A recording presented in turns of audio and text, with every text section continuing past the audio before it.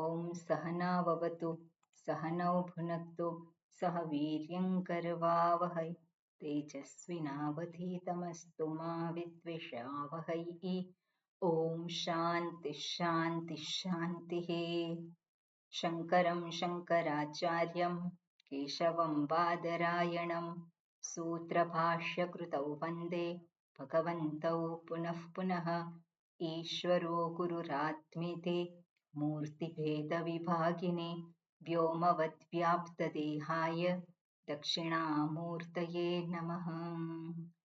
દયાકરં દયાકારં દાન્तं ધર્મપ્રવર્તકં પ્ರಣમામિ દયાનંદં મદાચાર્યવરં પરમ.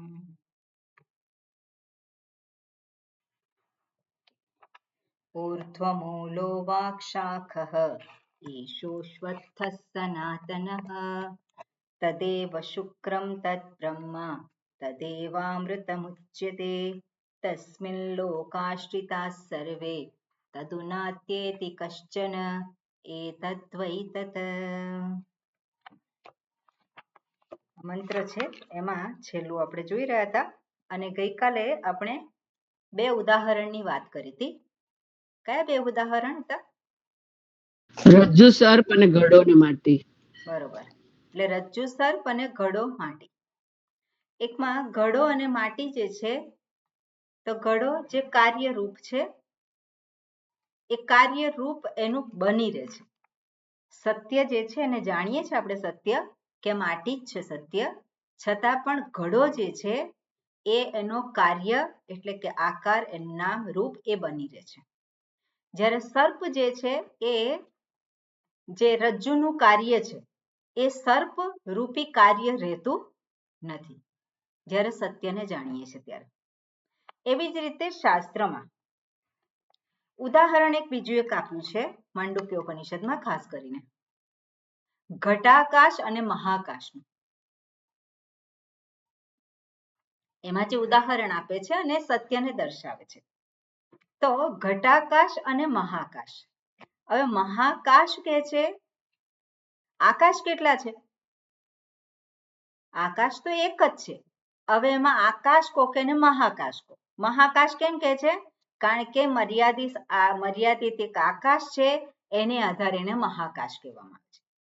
પણ ખરેખર આકાશ એક જ છે. પણ એક જ આકાશમાં ઘટાકાશ મઠાકાશ. એક ઘટાકાશ ઉત્પન્ન થયું, એક મઠાકાશ. મઠ એટલે કે રૂમ. તો એ જે રૂમ રૂપી આકાશ અને ઘડારૂપી આકાશ. હવે જ્યારે ઘડારૂપી આકાશ કહીએ છે તો આકાશમાં શું ફેર પડ્યો છે? આકાશમાં કોઈ ફરક નથી પડ્યો, છતાં પણ એને નામ મળે છે ઘટાકાશ, મઠાકાશ એવું નામ મળ્યું છે. તો એનો કંઈક આધાર તો છે ને. આપણે જ્યારે ઘટાકાશ કહીએ છીએ તો કોને દર્શાવીએ છીએ આપણે? આકાશને. ઘડાની અંદર જે આકાશ છે તેને. એટલે આકાશને જ ને. મઠાકાશ કહીએ છીએ ત્યારે શેને દર્શાવીએ છીએ? આકાશને જ. આકાશને દર્શાવીએ છીએ. પણ ઘડા રૂપી દિવાલને આધારે ઘડો જે એક આકાર છે અને એ દિવાલને આધારે ઘડાની અંદર જે આકાશ છે એને આપણે ઘટાકાશ કહીએ છીએ. રૂમની અંદર જે આકાશ, અને આકાશ એટલે શું? આકાશનો અર્થ શું થાય?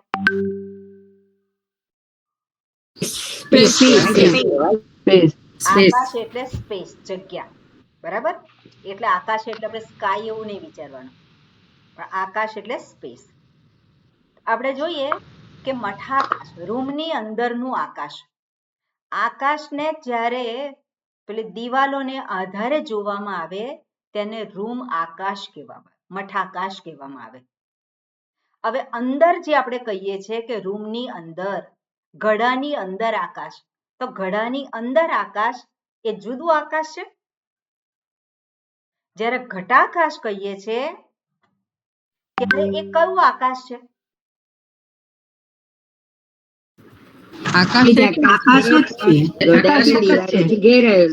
આકાશ જ છે, અને છતાં પણ ઘટાકાશ જ્યારે કહીએ છીએ તો એ ઘડાની દિવાલોને આધારે આપણે આકાશને દર્શાવીએ છીએ. કોને દર્શાવીએ છીએ?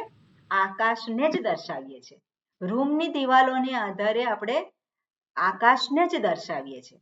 હવે આપણે વિચાર કરીએ થોડોક આગળ કે જે ઘડો રૂપી દિવાલ છે, ઘડા રૂપી જે આપણે દિવાલ કહીએ, એ ક્યાં છે? એ આકાશની બહાર છે? આકાશમાં જ. એ આકાશની અંદર જ છે. એ પણ ક્યાં છે? આકાશમાં જ છે. તો ઘડાની અંદર આકાશ, ઘડાની બહાર આકાશ, અને ઘડોની જે દિવાલ છે એ પણ ક્યાં છે? આકાશમાં. તો આકાશથી બહાર શું છે? આકાશની અંદર શું છે? એટલે જ્યારે સત્યને આપણે ઓળખીએ કે આકાશ એક સત્ય છે, જેને ઘટાકાશ કહેવામાં આવે છે, એ માત્ર શું છે? અભિવ્યક્તિ છે. કેમ અભિવ્યક્તિ કેમ કહેવી પડે? કારણ કે ઘડા રૂપી દિવાલ જે છે એને આધારે આપણે આકાશને જોઈએ છે. ખરેખર આકાશ અનેક નથી. અને એટલે આની અંદર જોઈએ તો કારણ અને કાર્ય ક્યાં આવ્યું? આકાશ એ કારણ છે અને ઘટાકાશ એ કાર્ય થયું. પણ જેને ઘટાકાશ કહીએ છીએ તો ખરેખર છે શું? એ આકાશ જ છે. એ જુદું ક્યાં છે? એ જુદું નથી. એટલે જ્યારે આપણે ઘટાકાશ કહીએ છીએ ત્યારે પણ આપણે જોઈએ છે શેને? આકાશને જ જોઈએ છે. આકાશને જ ગ્રહણ કરીએ છીએ. પણ છતાં પણ ઘડા રૂપી દિવાલને આધારે જ્યારે કહીએ છીએ એટલા માટે મનમાં એક આકાર ઊભો થાય છે. આકાશનો આકાર. હવે આકાશનો આકાર છે? આકાશનો કોઈ આકાર નથી. એ તો નિરાકાર છે. પણ જાણે કે આકાર. ત્યાં શું કહેવું પડે? જાણે કે નિરાકાર આકાશે આકાર ધારણ કર્યો. જે દિવાલો હોય એને આધારે જુદા જુદા આકાર ધારણ કર્યા. પણ ખરેખર આકાર જે છે આકાશમાં આકાશના નથી. અને જે કંઈ આકાર છે એ બધા જ આકાશમાં જ છે. જ્યાં પણ જે કંઈ દિવાલો છે બધી જ આકાશમાં જ છે. એટલે આકાશની જ જે મહાકાશ કહીએ છીએ એની જ અભિવ્યક્તિ ઘટાકાશ રૂપે છે, મઠાકાશ રૂપે છે. જે કંઈ છે એ બધા રૂપે શું છે? મહાકાશ જેને કહે છે. એક આકાશ છે એ જ છે. એટલે શું થઈ ગયું? એની અભિવ્યક્તિ થઈ ગઈ. એ જ રીતે આપણે જોઈએ કે ચૈતન્ય સર્વત્ર વ્યાપ્ત છે. ચૈતન્ય છે કેવું છે? નિરાકાર છે, સાકાર છે? નિરાકાર છે. ચૈતન્ય નિરાકાર હોય. નિરાકાર છે. છતાં પણ શરીર રૂપી દિવાલને આધારે, આ શરીર રૂપી દિવાલ છે એને આધારે એને એક કહેવામાં આવે. કોણ? આ એક જીવ છે, આ બીજો જીવ છે, આ ત્રીજો જીવ છે. તો જીવ જેને કહેવામાં આવે છે ખરેખર છે શું? ક્યાં છે? ચૈતન્યના અંશ જ છે. અભિવ્યક્તિ કરે છે. ચૈતન્ય જ છે. ચૈતન્ય જ છે. ચૈતન્યથી જુદું નથી. ચૈતન્યનો અંશ એટલે ફરી પાછું શું થાય? અંશ એટલે ભાગ. એવો મનમાં એક એવું થાય. પણ ખરેખર અંશ નથી. ચૈતન્ય જ જે છે એ અભિવ્યક્ત થાય છે એક જીવાત્મા રૂપે. અને જીવાત્મા એટલે કોણ છે? આપણે પહેલા ચર્ચા કરેલી છે આ બધી. જીવાત્મા એટલે કોણ છે? જે ચૈતન્ય, જે સર્વવ્યાપક છે. એ સર્વવ્યાપક ચૈતન્ય અભિવ્યક્ત થાય છે. ક્યાં અભિવ્યક્ત થાય છે? હવે તમે કહો. અંતઃકરણમાં અભિવ્યક્ત થાય છે. અને અંતઃકરણ જે છે ઉપાધિ છે. એ ઉપાધિની એવી વિશેષતા જે છે કે એ પ્રકાશિત થાય છે. એ પોતે પ્રકાશિત થાય છે અને એ બીજાને પણ પ્રકાશિત કરે છે. એટલે પોતે ચેતનવાન બને છે અને બીજાને પણ ચેતનતા પ્રદાન કરે છે. એ અંતઃકરણ ઉપાધિની એની વિશેષતા છે. ઉપાધિની વિશેષતા છે. જેવી રીતે આપણે જોઈએ કે વીજળી જે છે તો વીજળી પેલા ફ્રીજને શું કરે? ઠંડુ કરે. અને ફ્રીજમાં રાખેલી વસ્તુને શું કરે? ઠંડી કરે. પહેલા ફ્રીજ ઠંડુ થયું અને પછી ફ્રીજમાં રાખેલી વસ્તુઓ ઠંડી થઈ. તો એ શું કર્યું? ફ્રીઝ પહેલા એને ઠંડક પ્રાપ્ત કરી અને એ જ ઠંડકતા એને બીજે પણ આપી. એ જ રીતે ચૈતન્ય સ્વરૂપ જે એક જ ચૈતન્ય છે એ જ્યાં જ્યાં અંતઃકરણ છે ત્યાં ત્યાં એ શું છે? ચેતનતા પ્રગટ કરે છે. અને એ ચેતનતા જે પ્રગટ થઈ અને અંતઃકરણ ચેતનવાન બન્યું અને એ જ અંતઃકરણ ઇન્દ્રિયોને ચેતનતા પ્રદાન કરે છે અને એ જ શરીરને પણ ચેતનતા પ્રદાન કરે છે. અને એટલે જ્યાં જ્યાં અંતઃકરણ છે એ બધી ચૈતન્યની અભિવ્યક્તિ છે. જ્યાં જ્યાં અંતઃકરણ છે એ શું છે? ચૈતન્યની અભિવ્યક્તિ છે. અને અંતઃકરણ ક્યાં છે? સૂક્ષ્મ શરીર અંતર્ગત આવે સૂક્ષ્મ અંતર્ગત પણ સૂક્ષ્મ શરીરને આધાર આપનાર સ્થૂળ શરીર છે. એટલે અંતઃકરણ ક્યાં છે? એનું સ્થાન નું હૃદય આકાશમાં દરેક જીવમાં છે. દરેક સૂક્ષ્મ શરીર અંતર્ગત આવે અંતઃકરણ. સૂક્ષ્મ શરીર અંતર્ગત અંતઃકરણ એને એક શું કહીએ છીએ આપણે? અંતઃકરણ એ સૂક્ષ્મ શરીરના એક ભાગ રૂપે છે. પણ એ સૂક્ષ્મ શરીરના ભાગ રૂપે રહેલ અંતઃકરણ ક્યાં છે? હૃદય આકાશમાં બુદ્ધિરૂપી ગુહામાં. મનમાં જીવ હોય તો. ઓકે, બીજો કોઈ જવાબ?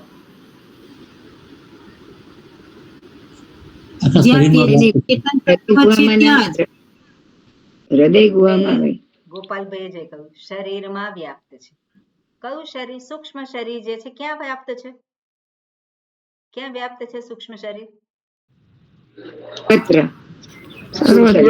શરીરમાં જ વ્યાપ્ત છે. કયા શરીરમાં? સ્થૂળ શરીરમાં. જવાબ જોઈએ છે. સોરી, હા. અંતઃકરણ જે આપણે કહીએ છીએ એ ક્યાં રહેલું છે? અંતઃકરણ સૂક્ષ્મ શરીર અંતર્ગત આવે છે પણ એ સૂક્ષ્મ શરીર અંતર્ગત રહેલું અંતઃકરણ, કારણ કે આપણે કહીએ છીએ કે ચૈતન્ય સર્વત્ર રહેલું છે. એ અભિવ્યક્ત થાય છે. ક્યાં એની અભિવ્યક્તિ છે? અંતઃકરણમાં અભિવ્યક્ત થાય છે. હવે અંતઃકરણ ક્યાં છે? સૂક્ષ્મ શરીર અંતર્ગત છે. આપણે કહીએ તો સૂક્ષ્મ શરીર ક્યાં છે? દેખાય છે આપણને બહાર? એ અંતઃકરણ જે છે અથવા તો સૂક્ષ્મ શરીર છે એને ગ્રહણ કઈ રીતે કરી શકે છે? ક્યાં છે એનું અધિકરણ? એનું લોકસ ક્યાં છે? સ્થૂળ શરીર છે ત્યાં. એને ઓળખીએ કઈ રીતે આપણે?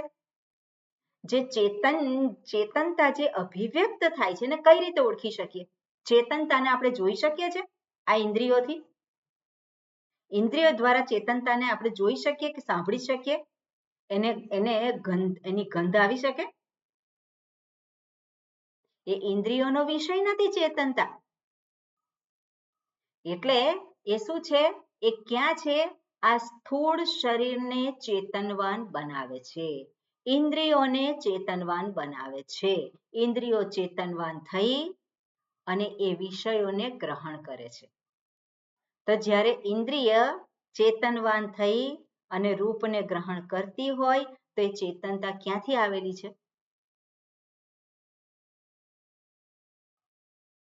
એ ચેતનતા ક્યાંથી આવેલી છે?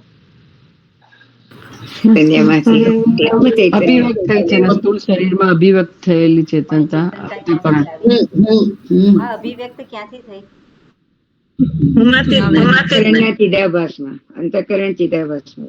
એટલે અંતઃકરણ જે ચૈતન્ય, આપણે ચિદાભાસ એટલે શું છે?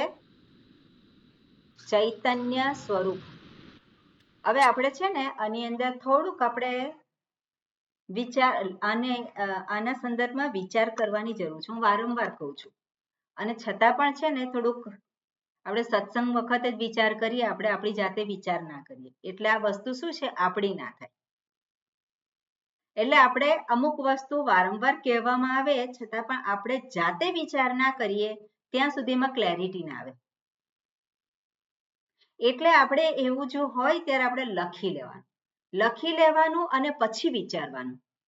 તો શું છે કે વિચારમાં એક સિસ્ટમેટિક એક લિંક ઊભી થાય અને લિંક ઊભી થાય પરિણામે પછી આપણે યાદ ના રાખવું પડે એને. એ ઓટોમેટિક યાદ રહી જાય. એટલે મેં કહ્યું કે ચૈતન્ય જે છે એ તો સર્વત્ર છે, એ નિરાકાર છે. એ ચૈતન્યની અભિવ્યક્તિ ક્યાં છે? અંતઃકરણમાં. જ્યાં જ્યાં અંતઃકરણ છે ત્યાં એ અભિવ્યક્ત થાય છે. એ અંતઃકરણમાં અભિવ્યક્ત થયેલું ચૈતન્ય છે એને કહેવામાં આવે ચિદાભાસ. શાસ્ત્રની ભાષામાં એને શું કહેવાય છે? ચિદાભાસ. ચિદાભાસ એટલે શું? ચૈતન્યનો આભાસ. હવે ચૈતન્યનો જ્યાં આભાસ હોય એ જળ હોય કે ચેતન હોય? ચેતન હોય.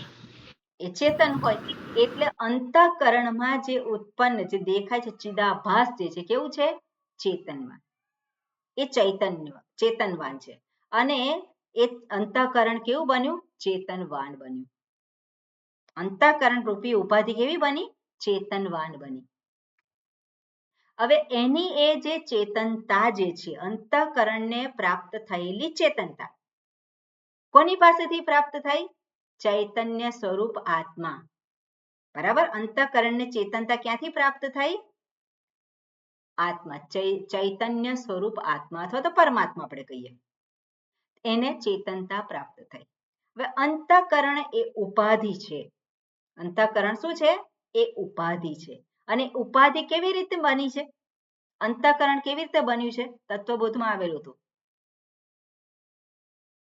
અંતઃકરણની ઉત્પત્તિ કેવી રીતે થઈ છે?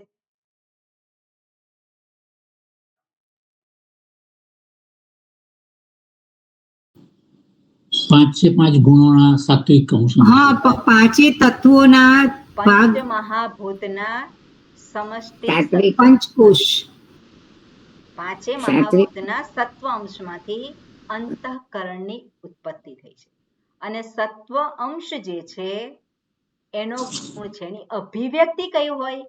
જ્ઞાન રૂપે, પ્રકાશ રૂપે, ચેતનતા રૂપે. એ સત્વ ગુણની અભિવ્યક્તિ છે. એ જે છે એટલે અંતઃકરણ જે ઉપાધિ જે છે બની છે સત્વ ગુણમાંથી એ સહજ રીતે ચેતનતાને પ્રગટ કરે છે, અભિવ્યક્ત કરે છે. પણ એટલું જ નથી. એ જ ચેતનતા જે અંતઃકરણને પ્રાપ્ત થઈ એ જ ચેતનતા એ ફરી પાછું આગળ પહોંચાડે છે. ક્યાં પહોંચાડે છે? એ જ્યાં રહેલું છે ત્યાં. ક્યાં રહેલું છે અંતઃકરણ? તો સૂક્ષ્મ શરીર અંતર્ગત છે. આપણે કહીએ તો સમગ્ર સૂક્ષ્મ શરીર અંતર્ગત ઇન્દ્રિયો, પ્રાણ એ બધું છે. એમાં પણ ચેતનતા એને પ્રદાન કરી. પ્રાણ જે છે રજોગુણની અભિવ્યક્તિ છે. પ્રાણની અંદર ઇન્દ્રિયો જે છે જ્ઞાનેન્દ્રિયો અને કર્મેન્દ્રિયો એમાં ચેતનતા એને પહોંચાડી. એટલું જ નહીં, આ સ્થૂળ શરીર છે ત્યાં પણ. તો ચેતનતા જે અભિવ્યક્ત થાય છે એને આપણે કઈ રીતે ગ્રહણ કરી શકીએ? તો ઇન્દ્રિય પ્રત્યક્ષ આપણી સામે જે છે રૂપ, જે કઈ રૂપ જે છે શું છે? એ તો આ શરીર છે, સ્થૂળ શરીર. બરાબર ને? જે કઈ છે ઇન્દ્રિયોથી ગ્રહણ થાય છે એ બધું કેવું છે? સ્થૂળ છે કે સૂક્ષ્મ છે? સ્થૂળ છે. સ્થૂળ છે. એટલે એ જે સ્થૂળ જે છે એમાં ચેતનતા આપણે જોઈ શકીએ છીએ કે નહીં? એ ચેતનતા આપણે જોઈ શકીએ. તો એ જે ચેતનતા જે છે સ્થૂળમાં જે ચેતનતા પ્રાપ્ત થઈ એ ક્યાંથી આવી? અંતઃકરણમાંથી આવી. ક્યાંથી આવી?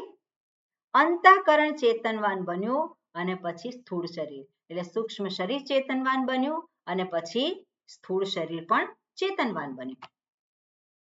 એટલે ચૈતન્યની અભિવ્યક્તિ જે છે એ ક્યાં છે? સ્થૂળ શરીરમાં છે ને. અંતઃકરણ દ્વારા સ્થૂળ શરીરમાં આપણે એની અભિવ્યક્ત થાય. અને જેટલા સ્થૂળ શરીર છે ત્યાં અને જ્યાં જ્યાં અંતઃકરણ છે એટલે અંતઃકરણનો સંયોગ સ્થૂળ શરીર સાથે થયેલો છે ત્યાં ત્યાં ચેતનતાની અભિવ્યક્તિ આપણે જોઈ શકીએ છીએ. એટલે જે કંઈ જીવ છે એ જીવ માત્રમાં ચેતનતાની અભિવ્યક્તિ આપણે જોઈ શકીએ છીએ. ચેતન કેટલા છે? ચેતન એક જ છે. અને એક જ ચેતનની અભિવ્યક્તિ જે છે એ અનેક જીવો રૂપે છે. અને જીવો કેવા છે? જળ છે કે ચેતન છે? જડ છે ખરેખર જડ છે અને છતાં પણ ચેતનવાન દેખાય છે. ચેતનમાં દેખાય છે. અભિવ્યક્તિ કેવી છે એની? ચેતનવાન છે. અને એટલા માટે આપણે જોઈ શકીએ કે જે ચૈતન્ય સ્વરૂપ જે નિરાકાર છે અને છતાં પણ એ અભિવ્યક્તિને આધારે આપણે ચેતનતાને ગ્રહણ કરી શકીએ છીએ. પણ એ ચેતનતા કોની છે? ચૈતન્ય સ્વરૂપ. ચૈતન્ય સ્વરૂપ બ્રહ્મ ઈશ્વર ચૈતન્ય આત્મ સ્વરૂપ અંતઃકરણ ચૈતન્ય સ્વરૂપ ચૈતન્ય સ્વરૂપ હું છું. મારે લીધે બધું થાય છે. ચૈતન્ય સ્વરૂપ હું. આપણે ઈશ્વર તો તરત કહી દઈએ કે ઈશ્વર સર્વત્ર પ્રગટ થયેલ, પણ હું ઈશ્વરથી ભિન્ન છું નથી. એટલે હું જે ચૈતન્ય સ્વરૂપ છું એ જ સર્વ જીવ રૂપે પ્રગટ થયેલું છે. સર્વ જીવ રૂપે કોણ છે? હું જ. અને હું એટલે કોણ? હું એટલે આ શરીરધારી નહીં, આ એક પેલો એમાં ડબ્બામાં બેઠેલો નહીં, શરીર રૂપી ડબ્બામાં, પણ એ કોણ છે? એ ચૈતન્ય સ્વરૂપ. ચૈતન્ય સ્વરૂપ એ જ સર્વ શરીરોમાં પ્રગટ થાય છે.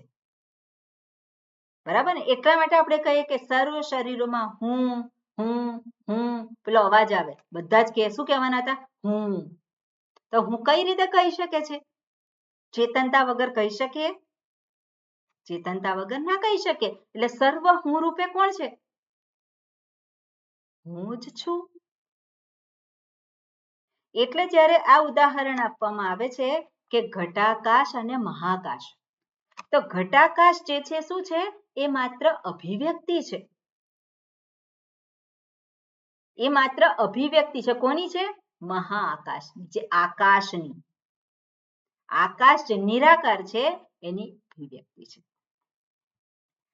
એટલે ત્યાં સરસ બધી ચર્ચા છે માંડુક્ય ઉપનિષદમાં. જીવાહ ધર્માહા ત્યાં કહેવામાં આવે છે. ધર્માહા એટલે જીવાહ. અને આ રીતે ત્યાં દર્શાવે છે. ત્યાં આ ઉદાહરણને આધારે કાર્ય અને કારણને દર્શાવે છે કે કારણ કોણ છે? આકાશ છે. કાર્ય શું છે? ઘટાકાશ છે. પણ એ કેવું કાર્ય છે?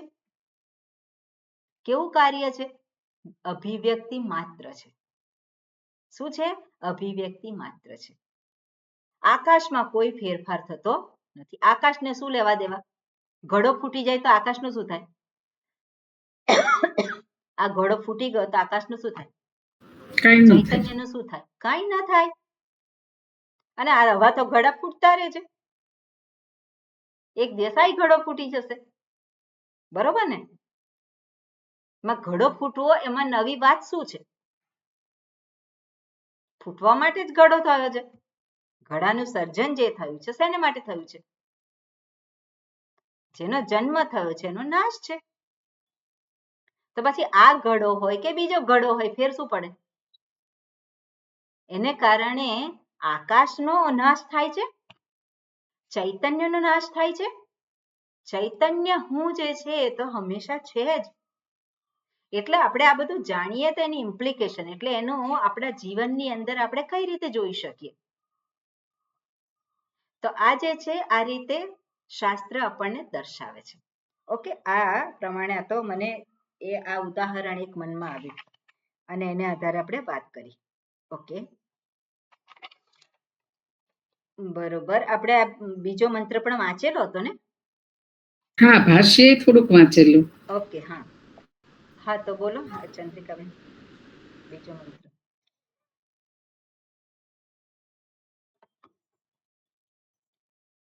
માઇક ચાલુ. યદિદં કિંચ જગત સર્વં પ્રાણ એજતિ નિસૃતં મહદ્ભયં વજ્રમુદ્યતં ય એતદ્વિદુરવૃતાસ્તે ભવન્તિ. એટલે આમાં દર્શાવ્યું કે જે કાંઈ જગતમાં છે એ બધું એક વસ્તુ, આપણે આગળનો જે મંત્ર જે આપણે ત્યાં ચર્ચા કરીને એ બધું જે કર્યું એને આધારે એક વસ્તુ તો છે જ કે આ જે કાર્યને આધારે કારણ જેવા જેને કહેવામાં આવે છે એ કાર્ય માત્ર અભિવ્યક્તિ છે, એની પાછળનું સત્ય જે છે ચૈતન્ય છે. અને ચૈતન્ય ના હોય તો કાર્ય હોય ખરું? કાર્ય હોઈ શકે નહીં. એટલે જે પણ કંઈ કાર્ય દેખાય છે ત્યાં એની પાછળ ચૈતન્ય છે. ચૈતન્ય છે અથવા તો સત વસ્તુ છે. ચૈતન્ય કહીએ અથવા તો એને સત કહીએ. એટલે કંઈક છે કારણ. એ કંઈ નથી માંથી આ કાર્ય કંઈ આવ્યું નથી. જેને કાર્ય કહેવામાં આવે છે, 3 ઉદાહરણ જોયા. તો જેને કાર્ય કહેવામાં આવે છે એ કારણ વગર સંભવિત નથી. અને એ કારણ એ શું છે? સત કારણ છે. સત એટલે કે જે છે એનું કારણ, કાર્યની પાછળનું કારણ અસત નથી. બરાબર? કાર્ય જે કંઈ છે, અભિવ્યક્તિ જે છે એની પાછળનું કારણ જે છે એ સત છે. અને સત સ્વરૂપ, ચૈતન્ય સ્વરૂપ એ છે.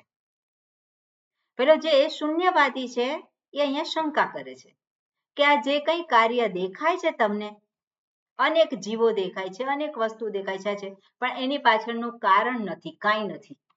કંઈ નથી માંથી આવ્યું છે. હવે કંઈ નથી માંથી કંઈ આવી શકે નહીં. કંઈક હોય એમાંથી જ પ્રગટ થાય. એનો આ એક સીધો એક જવાબ છે. બીજો જે હતો એને જે નૈયાયિક જે કહે છે, જે ગઈકાલ આપણે જોતા હતા કે પેન છે તો પેન આ દેખાય છે ખરી, પણ એની પાછળનું કારણ શું છે? કારણ કંઈક છે. જે પેન જે છે એનું શું છે? કારણ જે છે કંઈક. અને એ કારણમાંથી જ આ કાર્ય પ્રગટ થયું છે.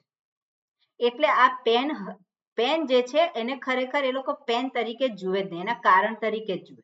અને એનું જે કારણ હોય એનું કારણ શોધવા જાય. એટલે અણુ અને પરમાણુ જે છે એ જ સત્ય છે કહેતા હોય. આ સૃષ્ટિ આવી છે, કાર્યરૂપ સૃષ્ટિ છે, પણ શેમાંથી આવી છે? એ અણુ અને પરમાણુ જે છે એમાંથી આવી છે. એટલે જે કંઈ કાર્ય જે છે એ ખરેખર જે કાર્ય બન્યું છે શું છે? એ કાર્ય એક રૂપ બદલાયું છે. આપણે પણ શું કહીએ છીએ? કાર્ય જે છે શું છે ખરેખર? એ રૂપ બદલાયું છે. કંઈક પહેલા બીજું હતું અને ફરી પાછું અત્યારે બીજું છે. એટલે કોઈ કાર્ય જે છે એનો આરંભ નથી. કોઈ પણ કાર્ય જે છે એનો આરંભ નથી. એની પૂર્વે કંઈક તો પહેલા છે જ. એટલે આ જે છે એને એમને કહેવાય છે અસત કાર્યવાદ. નૈયાયિક જે છે એને શું છે? અસત કાર્યવાદ. એટલે આ કાર્ય જે છે ખરેખર એ જે છે એવું એ છે નહીં. એની પાછળનું કારણ જે છે એ તો કંઈક બીજું જ છે. જે સત્કાર્યવાદ જે છે, જે સાંખ્ય અથવા તો યોગાચાર, અને એ કહે છે કે ના, આ જે જગત દેખાય છે આ વસ્તુ છે નથી એવું કહી શકાય નહીં. વેદાંતી પણ શું કહે છે? આ નથી એવું નથી. પણ જે સાંખ્ય છે અને જે યોગાચાર છે એ કહે છે આ દેખાય છે સત્ય છે. અને શેમાંથી આવ્યું છે? તો કે સતમાંથી જ આવ્યું છે. હવે સતમાંથી આવ્યું છે એટલે શું છે? એ સાંખ્ય જે છે 24 તત્વોની ઉત્પત્તિ બતાવે. 24 તત્વો અને પછી એમાંથી આ જગત આવ્યું છે એ આખી એક પ્રક્રિયા દર્શાવે.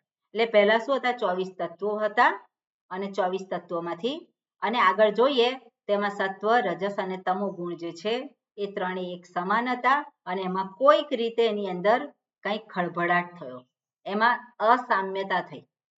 સત્વ, રજસ અને તમો ગુણ એક સરખા હતા અને જ્યારે સરખા હોય ત્યારે એની પ્રલય સ્થિતિ કહેવાય. એની સ્થિતિ કેવી કહે? સત્વ, રજસ, તમો ગુણ એટલે એની પ્રલયની સ્થિતિ.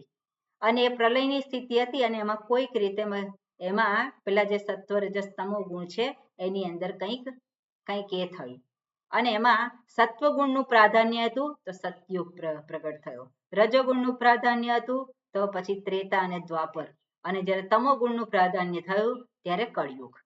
એટલે આવી કંઈક એ લોકો બધી વાતો કરતા. પણ એ જે આ જગત ઉત્પન્ન થયું છે કેવી રીતે? એ 24 ગુણમાંથી ઉત્પન્ન થયું છે. આપણે પણ તત્વબોધમાં આ વસ્તુ જોયેલી છે અને એ સાંખ્યમાંથી જ લેવામાં આવી છે. પંચીકરણની પ્રક્રિયા જે દર્શાવે છે એ સાંખ્યમાં જે કહેલું છે એમાંથી જ ઉઠાવી લીધેલું છે. એટલે એ 24 તત્વોમાંથી પહેલા આ જે છે એમાંથી આ સૃષ્ટિ પ્રગટ થઈ છે. એટલે 24 તત્વો હતા, કેવા હતા? સત, સાચા હતા. અને એમાંથી જ આ સૃષ્ટિ જે છે પણ કેવી છે? સાચી છે. પણ વેદાંતી શું કહે છે? વેદાંતી કહે છે કે આ જે જગત દેખાય છે સત, એ સત્ય નથી, પણ કેવી છે? અસત્ય. પણ અસત્ય એટલે શું? અસત્ય એટલે બધા કાળમાં ન હોય. અનુભવથી દેખાય. વેદાંતી જે કહે છે, વેદાંતી શું કહે છે કે આ સત્ય નથી, પણ કેવું છે? મિથ્યા છે. મિથ્યા. જગતને મિથ્યા કહે છે, પણ એ અનુભવ સિદ્ધ નથી એવું કહેતા નથી. જ્યારે દેખાય છે ત્યારે, જ્યારે અનુભવ થાય છે ત્યારે તો એ છે, પણ અનુભવ ખરેખર એના વિશે વિચાર કરવામાં આવે તો એ ઉડી જાય. સત્યની જ અભિવ્યક્તિ છે. ખરેખર વિચાર કરવામાં આવે તો શું છે? એ સત્યની અભિવ્યક્તિ માત્ર છે. અને તમે એની સાથે અનુભવ કરો છો અને જુઓ છો, એની સાથે વ્યવહાર કરો છો, એટલા માટે એને શું કહેવાય? એ અસત નથી, પણ સત પણ નથી, એટલે એને શું કહેવાય? મિથ્યા. અને મિથ્યા હોય કેવું હોય? વ્યવહાર યોગ્ય હોય, કામનું હોય, અનુભવ સિદ્ધ. બરોબર? એટલે વેદાંતી જે છે શું કહે છે કે આ જે જગત દેખાય છે કેવું છે? મિથ્યા છે. પણ એ મિથ્યા જગતની પાછળ સત્ય કારણ રૂપે છે. એ સત કારણમાંથી જ આ જે દેખાય છે જગત એ ઉત્પન્ન થયું. અને અત્યારે તમને દેખાય છે એ વ્યક્ત થયેલું છે, ફરી પાછું એ શું થાય છે? અવ્યક્ત થાય. પણ અવ્યક્ત થયેલું ફરી પાછું શું થાય છે? વ્યક્ત થાય છે. અને એવી રીતે આ જગત સૃષ્ટિ જે છે, આ જે કાર્ય જે છે એ હંમેશા બદલાતું રહે છે અને એ હંમેશા ચાલુ જ રહે છે. બરાબર? એટલે આ રીતે પણ આ જે કંઈ તમને દેખાય છે, અનુભવાય છે, એની પાછળનું કારણ સત્ય છે, એવું પરબ્રહ્મ સિદ્ધાંતમાં કહે છે. અને એટલા માટે એ જે છે, અને એ છે એટલા માટે જ એને દર્શાવવા માટે, એને સ્પષ્ટ કરવા માટે, એ છે જ એવું દ્રઢતાપૂર્વક કહેવા માટે કહે છે કે આ જગતમાં જે કંઈ થઈ રહ્યું છે એ સત જે છે એને આધારે જ બધું થઈ રહ્યું છે.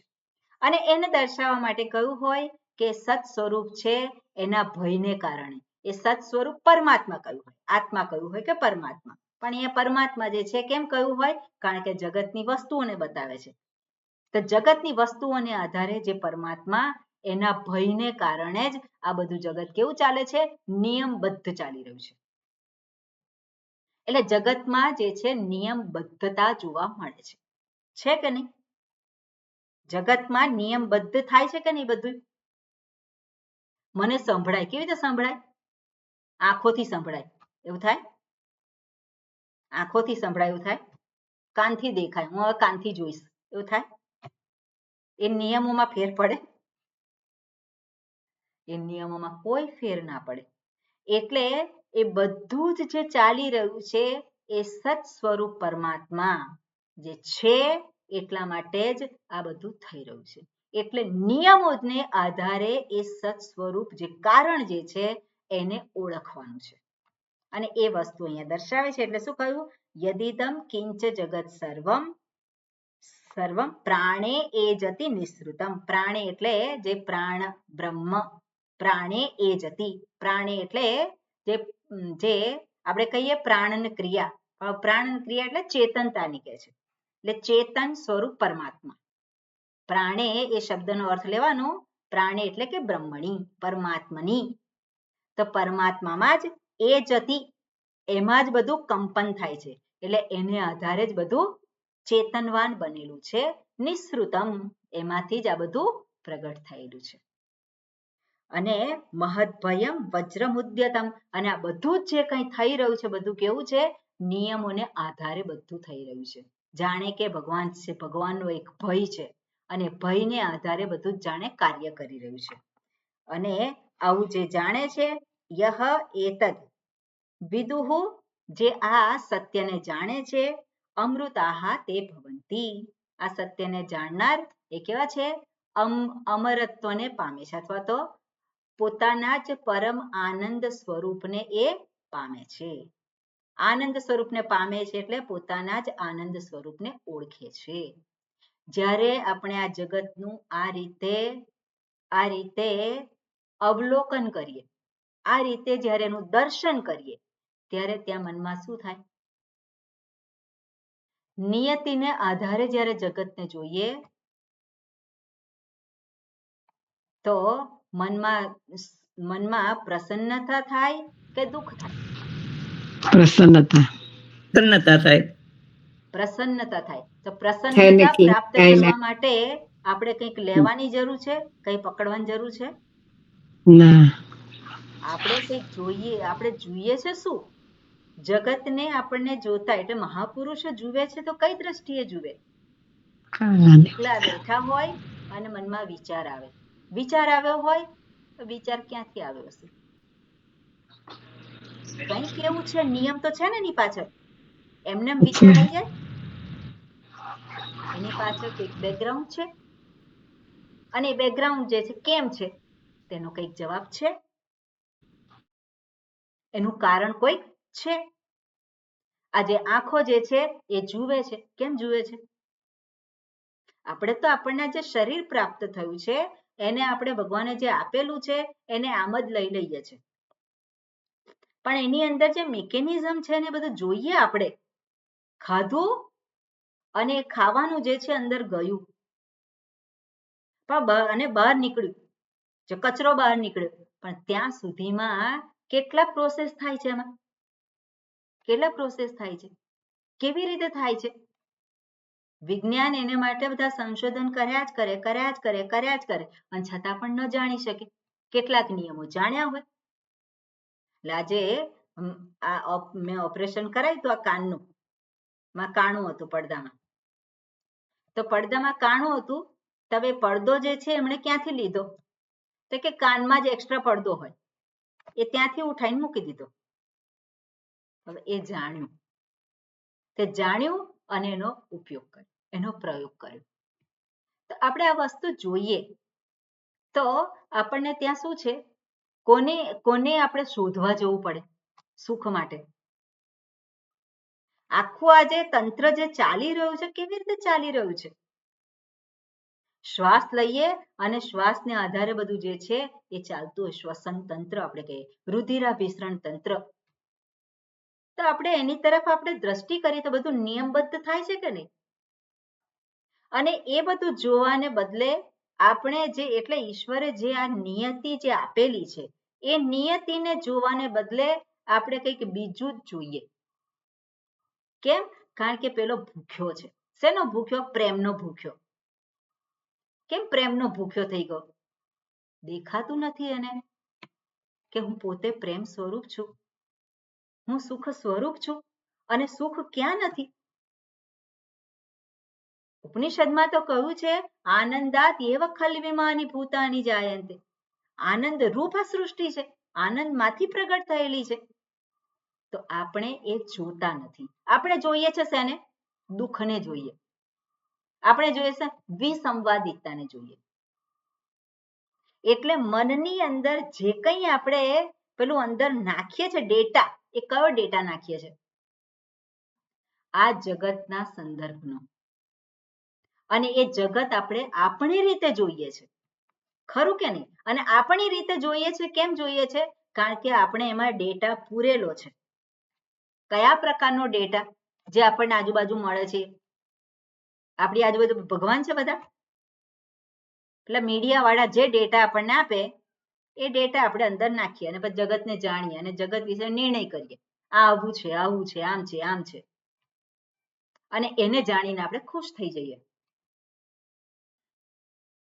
એવું છે? એને જાણીને આપણને ચિંતા થાય, આપણને દુઃખ થાય, થાય કે નહીં? એવું થાય. અને આપણે નહીં જાણવાનું એટલું ઊંડી રહેવાનું ત્યાં. આ જાણ્યું અને દુઃખ થયું તેની પાછળ કોઈક નિયમ છે કે નહીં? નિયતિ છે કે નહીં? ત્યાં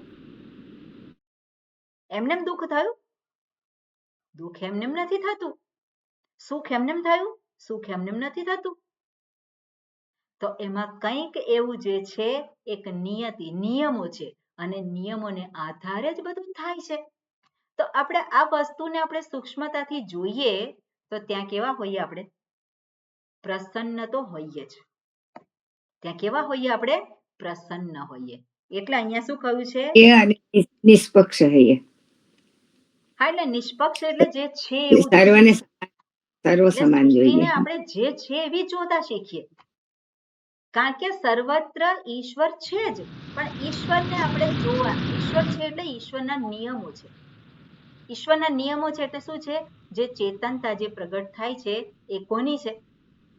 જ્યાં જ્યાં પણ ચેતનતા છે કોની છે? એ ઈશ્વરની છે. તો ઈશ્વરને આપણે આ જગતમાં જ્યારે જોઈએ તો ઈશ્વરને જોઈએ છે કે નામરૂપને જોઈએ છે? આપણે શેના વળગીએ છે? આપણે નામરૂપને વળગીને દુઃખી થઈએ. એટલે નામરૂપ કેવા છે? નામરૂપ તો હંમેશા બદલાવાના છે, પણ એની પાછળનું જે સત્ય છે, વ્યવહારિક સત્ય છે કે આ જે ચેતનવાન જે છે બધું દેખાય છે. કેમ દેખાય છે? એ જ ચૈતન્ય સ્વરૂપ છે, એ જ પ્રગટ છે, એ જ અભિવ્યક્ત થાય છે. અને એને આપણે જોતા શીખીએ તો ત્યાં દુઃખ ક્યાં હોય? આ જે સ્થૂળ સૃષ્ટિ છે એ તો કેવી છે? હંમેશા બદલાવાની છે, પ્રતિક્ષણ બદલાય છે, એ રહેવાનું નથી. પહેલા આવા સમસ્યાઓ નહોતી. જ્યારે ભગવાન હતા, કૃષ્ણ ભગવાનને આવું કેમ પડ્યું? અવતાર કેમ ધારણ કરવો પડે? ત્યારે સમસ્યાઓ નહોતી? હતી સમસ્યાઓ. અને કોઈ એવો કાળ છે જ્યાં સમસ્યાઓ ના હોય? એવું તો બનવાનું જ નથી. આપણે પોતે જોઈએ કે આપણે જ્યાં રહેતા હોઈએ એમાં આજુબાજુ વાળા પડોશીઓ જે છે બધા જ સારા જ હોય? બધા જ સારા હોય એવું હોય? આપણા ઘરમાં હોય બધા એક સરખા જ હોય? ના હોય. તો ના હોય એટલે પછી તકલીફ તો થવાની જ, પ્રોબ્લેમ તો થવાના જ છે. તો એને એ પ્રોબ્લેમને શું કામ જોયા કરીએ? આપણે જે છે જે જોવા જેવું છે એ જોવાનું છે.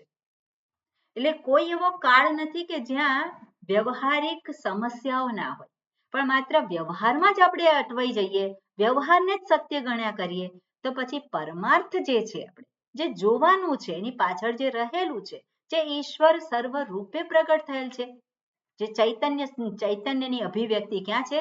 સર્વત્ર છે. તો એ હકીકતને હું ક્યારે જોઉં? જ્યારે મન પેલામાંથી મુક્ત થાય ત્યારે હું જોઈ શકું. તો મારે શું કરવાનું છે? પરમાત્મા દર્શન. એટલા માટે જ પહેલા કહેતા હોય કે ઈશ્વરનું અનુસંધાન પહેલા કરવું, આત્મ સ્વરૂપનું અનુસંધાન સર્વ રૂપે એ પછી થાય. પણ પહેલા શું છે?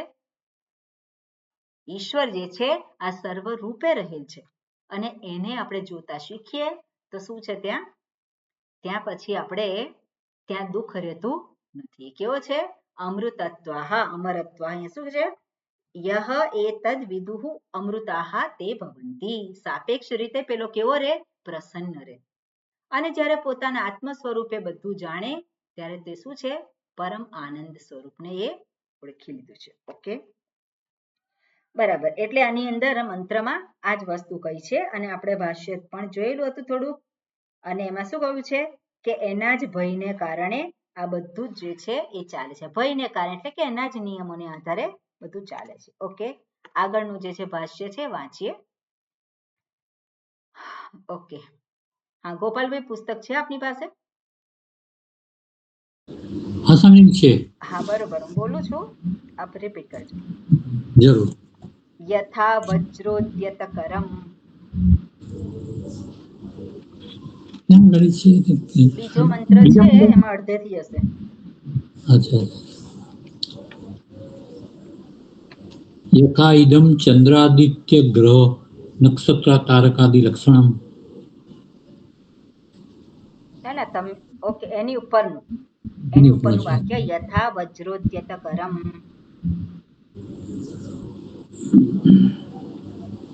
મળ્યું કે નહીં વાક્ય? આગળનું વાક્ય એ જ વાક્ય છે. એ છે ને એના ઉપર છે. એની આગળનું પહેલાનું વાક્ય વજ્રમ પછી છે ગોપાલભાઈ. 8મી લાઈન ઓકે, થી બીજાનું વાંચો. અંતમાં. હા મળ્યું.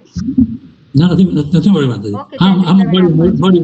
મળ્યું. વજ્રમ ઉદ્યતમિવ વજ્રમ. એટલે હા, હું મળ્યું. વાંચું છું અને રિપીટ કરજો. હું જે રીતે જરૂર, વાંચું એ જરૂર, રીતે જ જરૂર. રિપીટ કરજો. હા, જરૂર માતાજી. યથા વજ્રોદ્યતકરમ યથા પ્રજ્યોતકરમ. ઓકે હા, મીરાબેન વાંચો. યથા વજ્રોતકરમ. ના એટલે એ ફાવતું નથી તમને, તમે સાંભળજો બરોબર. ઓકે હા જરૂર. ચંદ્રિકાબેન. હું વાંચું છું. અચ્છા તમે વાંચો બોલો. યથા યથા વ્રજોદતકરમ સ્વામિનમ સ્વા અભિમુખી ભૂત સ્વામિનમ દૃષ્ટ્વા અભિમુખમ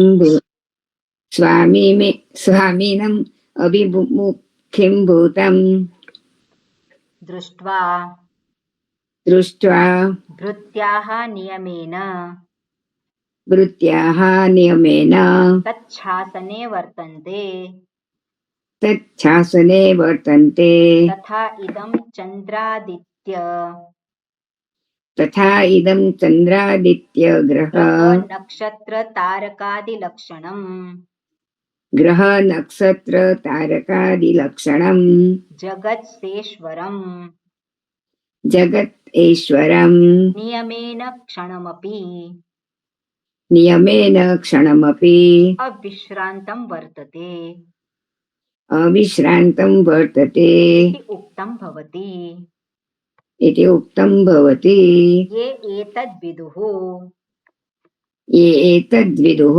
स्वात्मप्रवृत्तिसाक्षिभूतम् स्वात्मप्रवृत्ति साक्षिभूतम् एकं ब्रह्म एकं ब्रह्म अमृताः अमरणधर्माणः ते भवन्ति अमृताः अमरणधर्माः ते भवन्ति ઓકે એટલે આમાં શું કહે છે કે જેવી રીતે ઉદાહરણ આપે છે વજ્ર ઉદ્યતકરમ માઇક બંધ કરી દઉં યથા એટલે કે જેવી રીતે સ્વામિનમ વજ્રોદ્યતકરમ હાથમાં વજ્ર ઉપાડ્યું હોય માલિકે જેવી રીતે હાથમાં વજ્ર ઉપાડ્યું હોય અને એને અભિમુખી એટલે સામે જુએ અભિમુખી ભૂતમ દૃષ્ટ્વા એને સામે આવેલો જોઈને ભૃત્યા એટલે સેવકો સ્વામી દંડો લઈને આવેલા છે એવું જોઈને સામે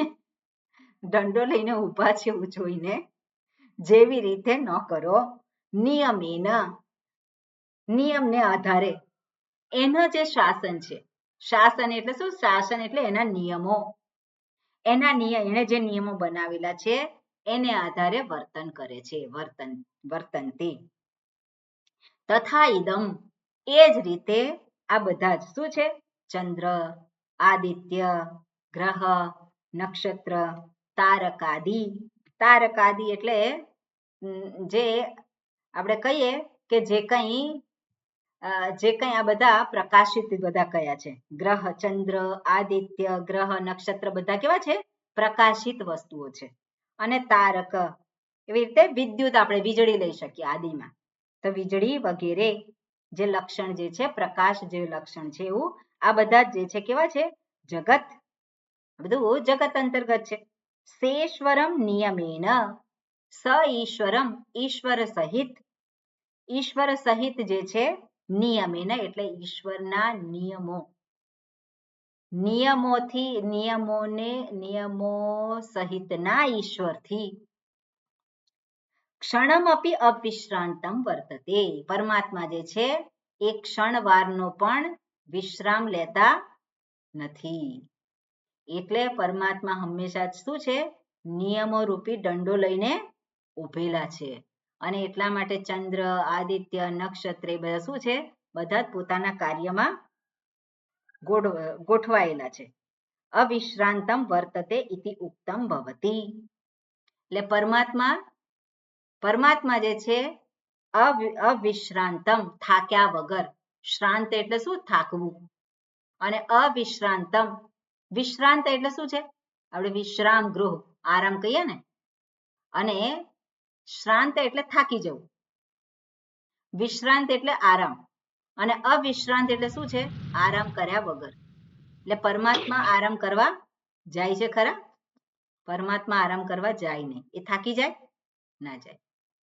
એટલે પરમાત્મા તો આ જગતનું સર્જન કર્યું અને દર્શાવે ક્ષીર સૈયામાં પેલું શું છે? શેષનાગ ઉપર બિરાજમાન છે, આરામ કરે છે. લક્ષ્મીજી છે પગ દબાવે છે. તો એ જે છે કેમ? કારણ કે પરમાત્મા થાકી ગયા. એવું છે? નથી. કેમ દર્શાવ્યું છે? પરમાત્મા આરામ ફરમાવે છે, કોઈ પણ પ્રકારનો શ્રમ પડ્યો નથી એમને. જગતની સૃષ્ટિ જે સર્જન કર્યું છે પણ એમને કોઈ પ્રકારનો શ્રમ પડ્યો નથી અને આ એનું પાલન પણ એ કરે જ છે. કઈ રીતે કરે છે? સૂતા સૂતા કરે છે. એનો અર્થ શું છે? એમને કોઈ પ્રકારનો એમના પક્ષે કોઈ શ્રમ રહેલો નથી. સહજ રીતે થાય છે. સહજ રીતે કઈ થાય છે? કેવી રીતે થાય છે? નિયમોને આધારે. એને નિયમો બનાવ્યા. હવે નિયમો બનાવ્યા કેવી રીતે બનાવ્યા છે? આપણે જોઈએ, વિચાર કરે કે આ નિયમો જે છે ભગવાન, પેલો બોસ હોય અને એ નિયમ બનાવે, તેને લખવા પડે ને, તમારે આટલા આટલા નિયમો જે છે બધાએ એનું પાલન કરવાનું છે. પણ ભગવાન નિયમ બનાવે છે, કેવો બનાવે છે? આપણે ઉદાહરણથી જોઈ શકીએ કે જેવી રીતે આ બે હાથ ભેગા કર્યા, આ નિયમ છે કે નહીં?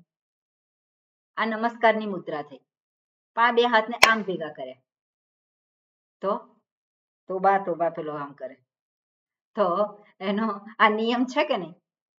એટલે જે ક્રિયા, જે વસ્તુ છે એની અંદર જ નિયમ આવી ગયો. એટલે જુદા નિયમો નથી એના.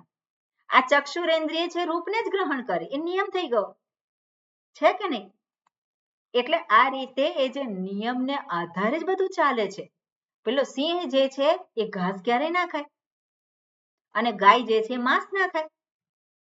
તે શું છે? એ નિયમ છે અને એને આધારે જ બધા વર્તન કરે છે. એટલે પરમાત્મા જે છે એમને કોઈ પ્રકારનો શ્રમ નથી. એ તો સહજ રીતે જ આ જે વસ્તુઓ જે છે, જે કંઈ છે એમાં એના નિયમો ગોઠવી દીધા છે અને બધું એની રીતે કાર્ય કરે છે. એટલે વર્તતે ઇતિ ઉક્તમ ભવતી. અને આ જે છે, જે જાણે છે આ સત્યને, એટલે યે ધીરાહા, વિચાર વિવેકીનઃ, જે જાણે છે એતદ વિદુહુ, આ સત્યને જે જાણે છે. કેવું છે? સ્વાત્મ પ્રવૃત્તિ સાક્ષી ભૂતમ. તો સ્વાત્મ પ્રવૃત્તિ એટલે અંતઃકરણની પ્રવૃત્તિ. સ્વાત્મ પ્રવૃત્તિ એટલે શું છે? અંતઃકરણમાં જે કંઈ પ્રવૃત્તિ થાય છે, બધી જે ઇન્દ્રિયોની પ્રવૃત્તિ, સ્થૂળ શરીરની પ્રવૃત્તિ, બધાની નોંધણી ક્યાં થાય? નોંધણી ક્યાં થાય? અંતઃકરણમાં, મનમાં કહીએ આપણે ત્યાં. જેવી રીતે આ બધા આદિત્ય, ચંદ્ર અને બધા કામ કરતા હોય, નોંધણી ક્યાં થાય? પરમાત્મામાં થાય. એ જ રીતે આ શરીર, ઇન્દ્રિય, મન આ જે કામ કરતા હોય તેની નોંધણી ક્યાં થાય છે? અંતઃકરણમાં. નોંધણી ક્યાં થાય છે? બધાની હાજરી ક્યાં નોંધાય છે? અંતઃકરણમાં. એટલે સ્વાત્મ પ્રવૃત્તિ સાક્ષી ભૂતમ, અને એના સાક્ષી રૂપ જે છે એકમ બ્રહ્મ અમૃતાહા, એક બ્રહ્મ જે છે એને જાણે છે એ અમૃતાહા એટલે અમરણ ધર્માણ, એટલે એનું મૃત્યુ થાય નહીં. એ કેવા છે? અમર થઈ જાય છે. તે ભવંતી, કોણ બને છે? આ જે સત્યને જે જાણે છે એ આ પ્રમાણે એ બને છે. એના વિશે આપણે વિશેષ નેક્સ્ટ ટાઈમ થોડુંક જોઈશું. ઓકે. ઓમ પૂર્ણમદઃ પૂર્ણમિદં પૂર્ણાત પૂર્ણમુદચ્યતે પૂર્ણસ્ય પૂર્ણમાદાય પૂર્ણમેવાવશિષ્યતે. ઓમ શાંતિ શાંતિ શાંતિ. હરિ ઓમ. શ્રી ગુરુભ્યો નમઃ. હરિ ઓમ. હરિ ઓમ.